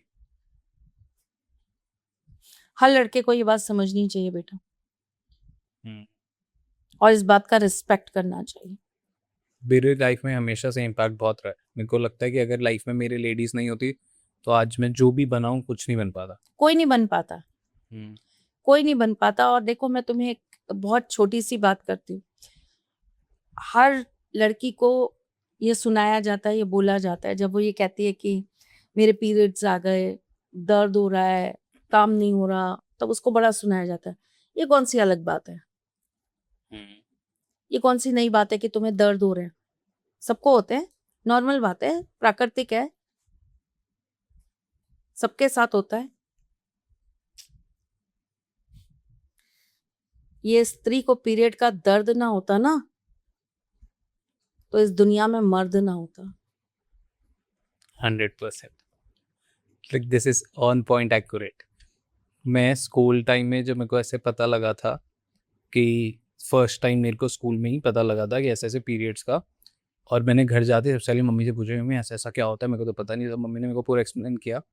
नहीं तो फिर इसको लोग ऐसा इतना ये क्यों करते हैं कि वो मेरे को बहुत छुपके से, मेरी दोस्त ने बताया, महिला मित्र ने मेरे को बहुत धीरे से बताया कि ऐसा ऐसा है और ये, और मैं बस घबरा गई। मैंने, तेरे अंदर से खून निकल रहा? और मेरे को पूरा प्रोसेस समझाया बट मेरे को यकीन नहीं हुआ। मेरे को था मम्मी ही बताएगी।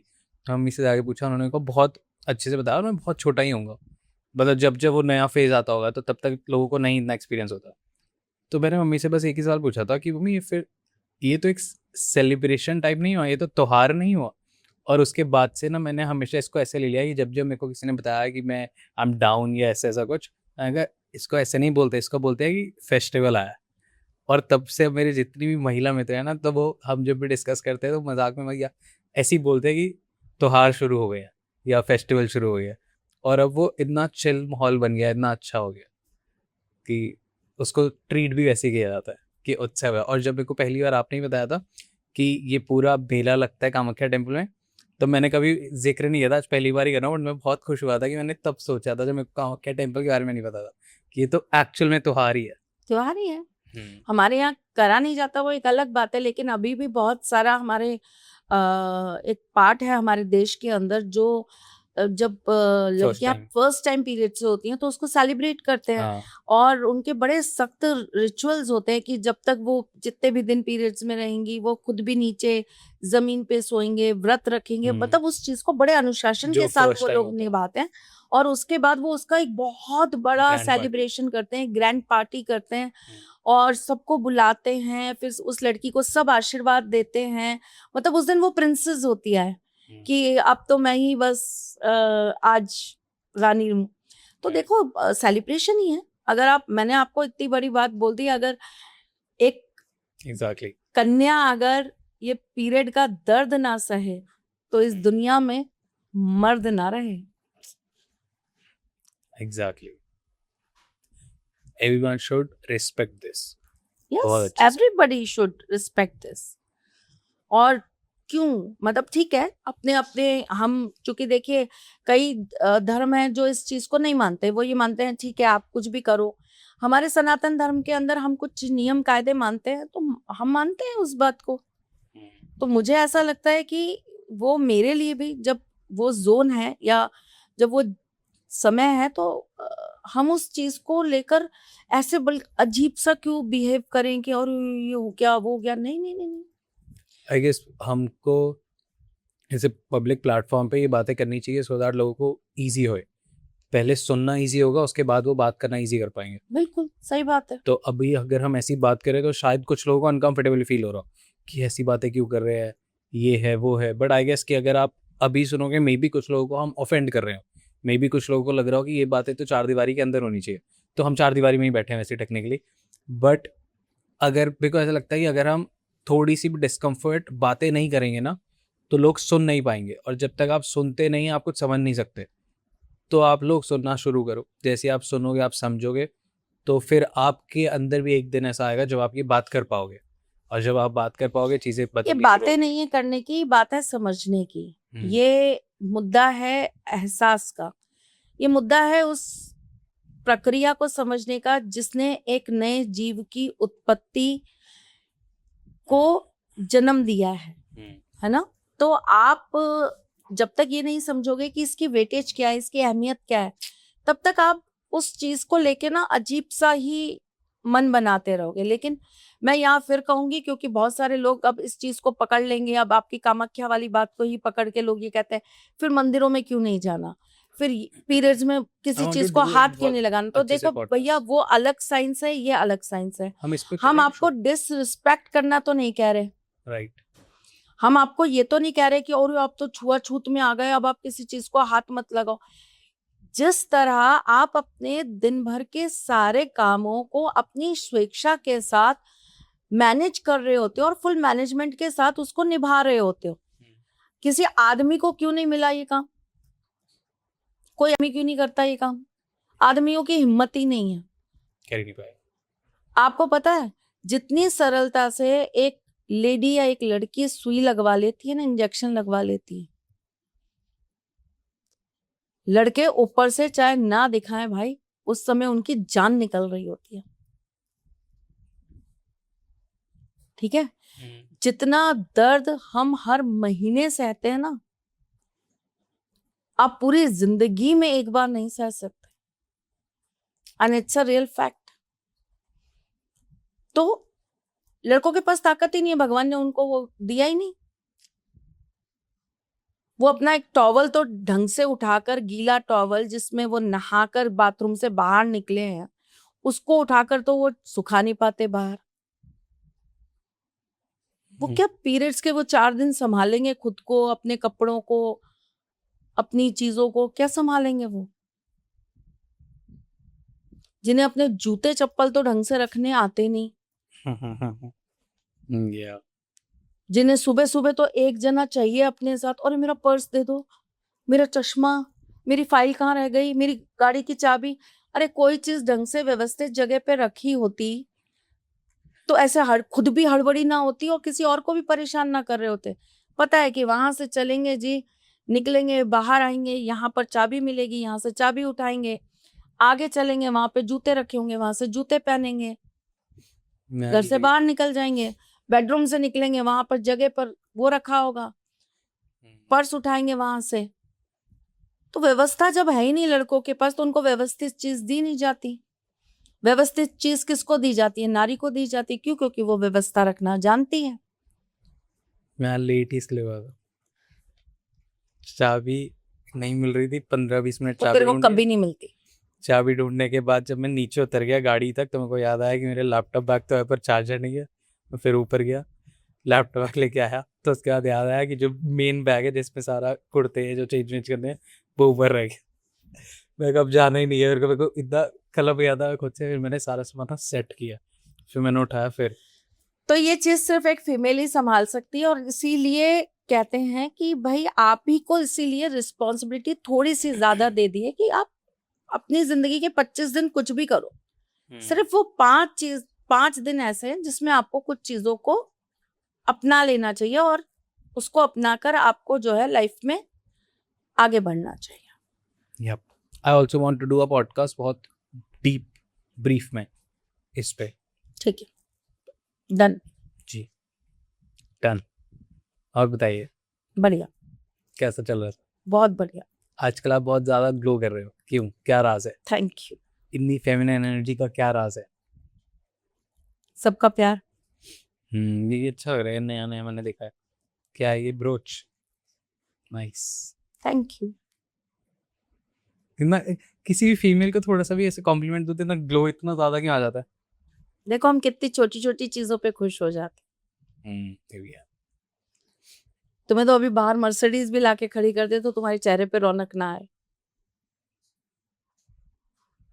सैड बात है बट हाँ सच बात है। चलो एटलीस्ट एक्सेप्ट तो कर रहे हो। है ऐसा, क्योंकि आई फील मोर हैप्पियर अगर मैं एक कमरे में और मेरे से कोई बात नहीं कर रहा और वहाँ पे 4-5 लड़कियाँ बैठी हुई हैं या लेडीज बैठी हुई हैं जो मेरे को जानती भी नहीं है और वो सिर्फ अपने में बातें कर रही हैं। I feel more satisfied and happier, क्योंकि मैं वहाँ पे जो कॉन्वर्सेशन सुनता हूँ ना वो बड़ी इंटरेस्टिंग होती है, उसमें होती है, उसमें लाइफ होती है। और लड़कों की बातों में ना लाइफ की एक उम्मीद होती है। बकवास ज्यादा होती। बकवास तो होती है, मस्ती भी होती है, बट उसमें भी एक ना उम्मीद होती है। अगर 5-6 लड़के बैठेंगे ना तो वो आगे की ही प्लानिंग करते रह जाएंगे कि एक दिन ऐसा आएगा जब हम यहाँ जाएंगे या हम ये करेंगे, हम वो खाएंगे या ऐसा करेंगे। तो वो एक उम्मीद में जीते हैं जहाँ पे उनको जिंदगी मिल जाए। और लड़कियों में ऐसा होता है कि जिंदगी तो ये रही, वो उसी में उलझ रही भी है, उसी में खेल रही है। तो ये फर्क है जो बिल्कुल मैं फर्क है। महसूस कर पाता हूँ। तो चले कहाँ? घर। जी, सो आई वांट कि जाते जाते आप जितनी भी फीमेल्स ये पॉडकास्ट देख रही है जिन्होंने बहुत ज़्यादा रिलेट किया होगा, उनको जाते जाते अपने कुछ गोल्डन वर्ड्स बोल दीजिए। मैं बस यही कहूंगी कि आप शरीर से कमजोर हैं, मन से और आत्मा से नहीं। आप भावनाओं से कमजोर हैं पर इरादों से नहीं। आपकी उड़ान कठिन हो सकती है पर नामुमकिन नहीं। तो बिना डरे, बिना घबराए आगे बढ़ते चलो। अगर आपको लगता है कि आपको जीवन में कुछ करना है, आपको किसी का साथ चाहिए, तो सबसे बड़ा साथ आप स्वयं हैं खुद के लिए। क्योंकि इस पूरे ब्रह्मांड में जो महाकाल है ना, वो भी कहलाते हैं पार्वती पतया हर हर हर महादेव। आदिशक्ति।